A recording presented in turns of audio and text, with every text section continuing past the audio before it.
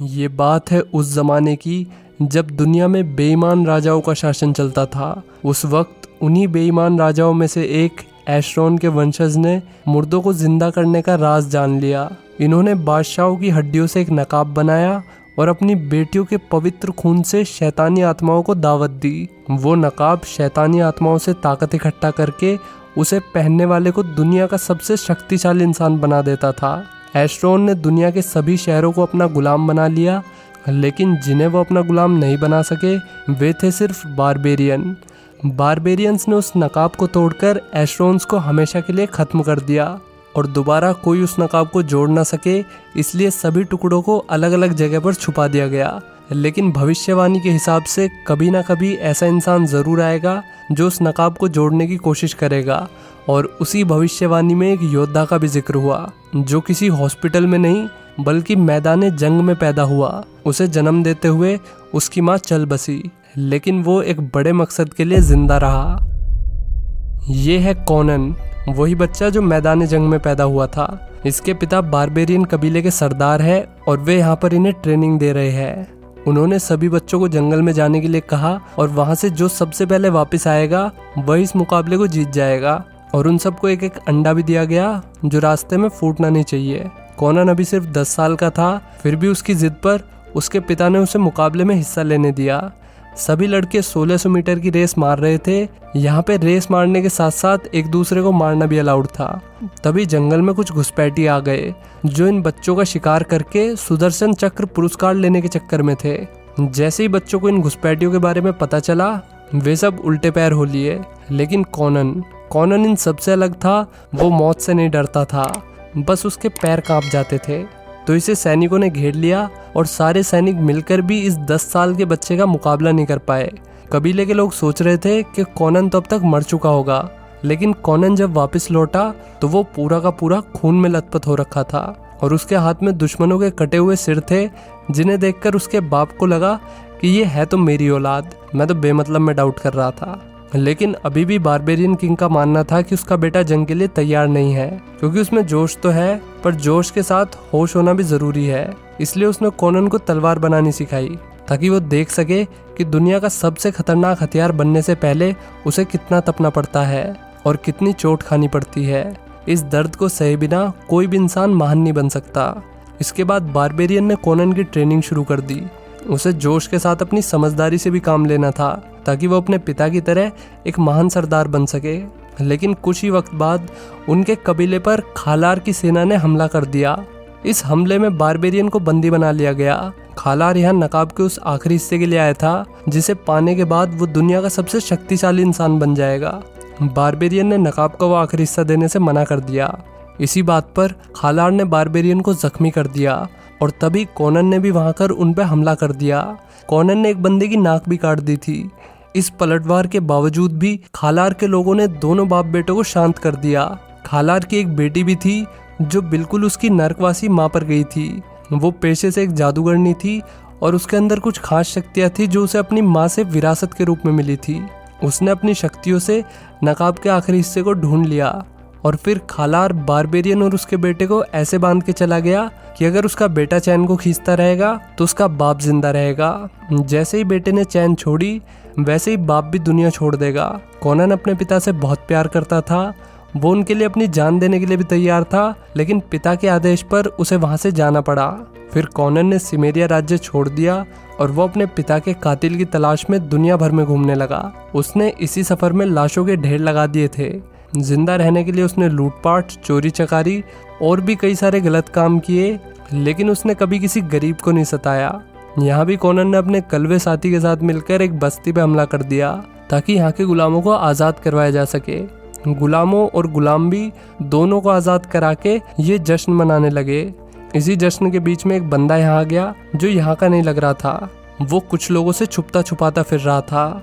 Connon ने उसका पीछा करने वाले लोगों पर ध्यान दिया तो उनका सरदार वही था जिसकी नाक उसने बचपन में काटी थी। इसलिए कॉनन ने इस अनजान शख्स से कहा कि अब मैं भी तुम्हारे साथ जेल जाऊंगा, और फिर इसने कटवे के सैनिकों पर हमला कर दिया। इसके बाद इन दोनों को कैदी बना लिया गया। एरगोन को टॉर्चर किया जा रहा था जबकि कॉनन से पूछताछ हो रही थी। दुश्मनों ने कॉनन के बाल देखते हुए उससे ये पूछ लिया कि तेरी बारात तेरे घर से जाएगी या तेरे घर पे आएगी।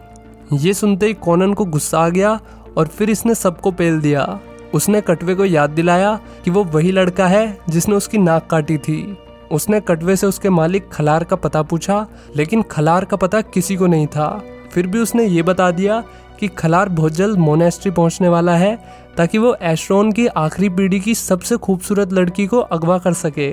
उसी के खून से वो शैतानी ताकतों को जगाकर अपनी बीवी को जिंदा करने वाला था, जो उससे भी बड़ी शैतान थी। ये खबर मिलते ही कॉनन मोनेस्ट्री की तरफ निकल पड़ा। वो वहाँ अकेले जाने वाला था क्योंकि ये जंग उसकी अकेले की थी। दूसरी तरफ खलार ने मोनेस्ट्री पर हमला कर दिया। वो तो शुक्र है कि लड़की के बाप ने पहले अपनी लड़की को यहाँ से भेज दिया। हालांकि कॉनन उस लड़की तक पहुँच गया। वो उससे ही खलार का पता पूछने लगा। लड़की भी लाइक, ये खलार कौन सी सब्जी का नाम है? तभी यहाँ पर खलार के आदमी भी आ गए। कॉनन ने उन्हें एक एक करके नस्ते नाबूद कर दिया और फिर खलार के खास आदमी को भी बंदी बना लिया। दूसरी तरफ खलार की बेटी, जो कि उर्फी जावेद 2.0 थी, उसने मोनेस्ट्री की एक एक लड़की का खून टेस्ट करके देखा, लेकिन सबके खून में हीमोग्लोबिन की कमी थी। इन्हें तो सिर्फ तमारा का खून चाहिए था, जो इस वक्त कॉनन के साथ थी। जब तमारा के बाप ने नहीं बताया कि उसकी बेटी कहाँ पर है, तब खलार ने बड़ी बेरहमी से उसका खून कर दिया। दूसरी तरफ कॉनन और तमारा पिकनिक मना रहे थे। तमारा एक बार बोलना शुरू करती है तो ना तमारे बोलने से चुप होवे ना हमारे बोलने से चुप होवे, इसलिए कॉनन ने या को मुंह बंद कर दियो। अगले दिन खालार के आदमी ने कॉनन को खालार का पता बताया और फिर कॉनन उसे घोड़े से बांधकर खालार के सैन्य अड्डे की तरफ चल पड़ा। उसने उस आदमी को एक पत्थर फेंकने वाली तोप से बांधकर सीधा खालार के टेंट में फेंक दिया। उसके मुंह के अंदर एक मैसेज था जिसमें कॉनन ने खालार को मिलने के लिए बुलाया था, वो भी अकेले। और खालार की लड़की ने अपनी जादुई शक्तियों से ये भी कंफर्म कर दिया कि लड़की उसी के पास है। इसके बाद कॉनन और खालार एक वीरान जगह पर मिलते हैं जहां कॉनन ने तमारा को बांध रखा था, लेकिन वो तो सिर्फ दिखावे के लिए। वैसे तो उसके हाथ में चाकू था। उर्फी ने अपनी जादुई शक्तियों का इस्तेमाल करके रेतीले शैतानों को जन्म दिया जो कॉनन पर चढ़ गए। कॉनन ने एक एक करके सबका मुकाबला किया और वे जहाँ से आए थे उन्हें वहीं पहुँचा दिया, लेकिन जादूगरनी के जादू ने कॉनन को कमज़ोर कर दिया, जिससे वो खालार के सामने फीका पड़ने लगा। उसे ठीक से दिखाई भी नहीं दे रहा था। उसके साथ बिल्कुल वैसा ही हो रहा था जैसा हमारे साथ सो के उठने के तुरंत बाद होता है। फिर भी वो कैसे न कैसे करके तमारा को अपने साथ किनारे तक ले आया और उसने पहले अपने दोस्त कलवे को वहाँ पर बुला रखा था। वे दोनों पानी में कूदकर जहाज से निकल गए। उसी शाम उनके जहाज पर भी हमला हो गया। दुश्मन लड़की को किसी भी कीमत पर हासिल करना चाहते थे, लेकिन कॉनन और उसके साथियों ने मिलकर सबकी छुट्टी कर दी और फिर वो खालार से लड़ने अकेले चला गया। लेकिन कॉनन के साथी ने उसे अकेले नहीं जाने दिया। उसने एज ए कबाब की हड्डी तमारा और उसके बीच का प्यार महसूस कर लिया था, इसलिए उसने तमारा को उसके साथ जाने के लिए कहा। तमारा भी लाइक नेकी और पूछ पूछ। फिर उन दोनों ने साथ में काफ़ी अच्छा टाइम स्पेंड किया, कुछ ज़्यादा ही अच्छा। इसके बाद तमारा कॉनन को बिना बताए यहाँ से जाने लगी। तभी खलार के आदमियों ने उसे जंगल में घेर लिया। वे उसे अपने साथ ले गए। कुछ ही देर में कॉनन को भी पता चल गया कि तमारा को अगवा कर लिया गया है। उर्फी तमारा को खलार के पास लाई और फिर उसने उसके खून का स्वाद चखा, जो कि रेड सॉस जैसा लग रहा था। तो अब उर्फी ने कंफर्म कर दिया कि तमारा ही एशरोन वंश की आखिरी वंशज है और उसके खून से ही उसकी शैतानी माँ वापस लौटेगी। इसी बीच कॉनन चोरों के कबीले में जाता है, जहां वो अपने चोर साथी एग्रोन को ढूंढने आया था। बहुत जल्द उसे वो मिल भी गया। फिर वो एग्रोन को अपने साथ खलार के महल में ले गया, जिसके दरवाजे ऑब्वियसली बंद थे। तो एर्गोन ने अपनी कला का इस्तेमाल करते हुए नाली के दरवाजे खोल दिए और फिर ये नाली से होते हुए आगे बढ़ने लगे। नाली में ही एक सांप जैसे जीव ने एर्गोन को अपने कब्जे में ले लिया। इससे पहले सांप एर्गोन की सांस रोकता, कॉनन ने उसे बचा लिया और फिर वे पानी से होते हुए महल के ठीक बीच में पहुंच गए। इसी बीच तमारा को उर्फी जावेद 2.0 ने अपने जैसा बना दिया और फिर उसे बांधकर उसके खून को निकालने की तैयारी शुरू हो गई। दूसरी तरफ कॉनन और आर्गोन एक कमरे में आ गए जहां पिंजरे ही पिंजरे थे। वहां का गार्ड उन्हें देखकर हक्का बक्का रह गया। तभी उस गार्ड ने कुछ कैदियों को पानी में छोड़ दिया, जिससे पानी वाला मॉन्स्टर जाग उठा। उसने यहाँ तबाही मचाना शुरू कर दिया। कॉनन ने एर्गोन को पिंजरे में बंद कर दिया ताकि ये मॉन्स्टर उस पर हमला ना कर पाए और फिर वो खुद ही सैनिकों और मॉन्स्टर से लड़ने लगा। उसने एक एक करके सभी सैनिकों को मार डाला और फिर गार्ड भी उससे लड़ने आ गया। थोड़ी फाइट के बाद उसने गार्ड को भी पानी में फेंक दिया। इसके बाद कॉनन ने देखा कि तमारा को पास की एक गुफा में ले जाया जा रहा है, जहां उस पर जादू टोने की रस्म होने वाली थी। कॉनन ने अपने दोस्त को अलविदा बोलते हुए कहा कि यहाँ से आगे का सफर उसे ही तय करना होगा। और फिर उसने गुफा में जाके कुछ गार्ड्स मारे। तभी खालकार को दिखाते हैं, जिसने तमारा के खून से नकाब को जिंदा कर दिया था। तमारा का खून पीते ही वो नकाब खालकार के चेहरे से चिपक गया। अब वो अपनी मरी हुई बीवी को जिंदा करने ही वाला था कि तभी कॉनन वहां पर आ गया और उसने खालार का जादू मंत्र बीच में ही तोड़ दिया, जिससे गुफा भी टूटने लगी। सब कुछ बिखरने लगा और तमारा भी नीचे गिरने लगी। लेकिन वो तो शुक्र है कि चक्के में लगे फट्टों ने उसे बचा लिया। फिर कॉनन ने वहां कर उसे आज़ाद करने की कोशिश की, लेकिन खालार भी वहां पर पहुंच गया।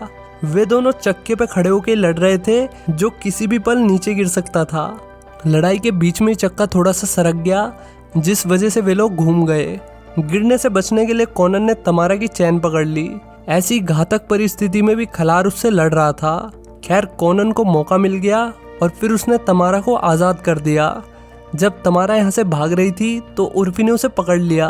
उर्फी और उसके बीच काफ़ी बढ़िया कैट फाइट हुई, जिसमें तमारा ने उर्फी को पेल दिया। लेकिन थोड़ी देर में उर्फी वापस उस तक पहुंच गई और वो तमारा को चैन से बांधकर मारने वाली थी कि तभी कॉनन वहां पर आ गया और उसने उर्फी का हाथ ही काट दिया और तमारा ने उसे लात मारकर नीचे गिरा दिया। सो उर्फी का खेल खत्म। अब बचा खालार। कॉनन और लड़की ने भागने की कोशिश की, लेकिन मलबा गिरने की वजह से वे दोनों अलग अलग हो गए। फिर कॉनन की बुड्ढे से लड़ाई हुई, जो उसे ये कहकर उकसा रहा था कि ये तलवार तेरे बाप की है। ये सुनकर कॉनन गुस्से में उबलते हुए पानी की तरह हो गया, जो बुलबुले तो बहुत छोड़ता है लेकिन कर कुछ नहीं पाता। फिर उसने तमारा के साथ भागने की कोशिश की, लेकिन तमारा का पैर गलत जगह पड़ गया और वो जस्ट गिरते गिरते बची। कॉनन ने उसे चैन से पकड़ रखा था, तभी खालार आ गया और अपनी बीवी को वापस जिंदा करने के लिए मंत्र फूंकने लगा। तमारा की बॉडी में धीरे धीरे खालार की बीवी घुस रही थी। उसने कॉनन से कहा भी कि उसे छोड़कर अपनी जान बचाए, लेकिन कॉनन नहीं माना। खालार ने ये कहते उसका मजाक भी उड़ाया कि फिर से उसे अपने प्यार और खुद में से किसी एक को चुनना है, जैसे उसने बचपन में खुद को चुना था। ये सुनते ही कॉनन ने ब्रिज तोड़ दिया, जिससे खालार नीचे गिर गया और उसका जादू टोना भी उसके साथ खत्म हो गया। इसके बाद कॉनन तमारा को वापस उसके गांव ले आया और फिर उसे अलविदा कहकर वहां से चला गया। फिर वो अपने गांव गया, जहां वो बचपन में रहा करता था। वहां जाकर उसने अपने पिता की कब्र के सामने सर झुकाया और उन्हें बताया कि अब वो इस तलवार के लायक हो चुका है। इसी पॉइंट पर मूवी खत्म हो जाती है।